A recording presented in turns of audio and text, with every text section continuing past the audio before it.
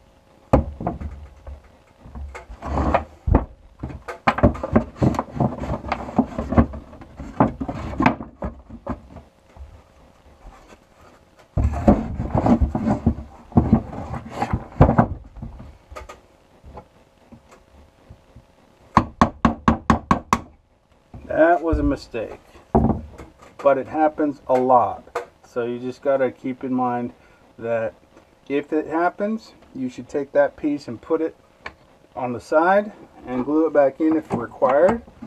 I don't think it's going to be required since it's at the very beginning of the carving and all of this will change anyway.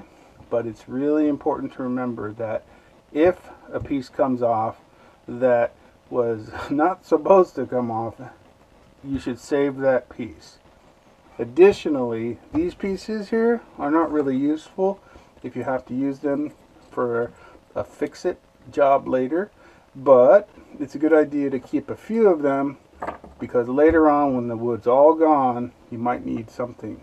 So it's a good thing to remember. Over here, the depth is not hardly what I need to use a chipping away action, so I will head forward with the removal of the face and the other places here. Probably the tool is quite a bit cooler at this point, and I can now go back to using it, and I'll do that now.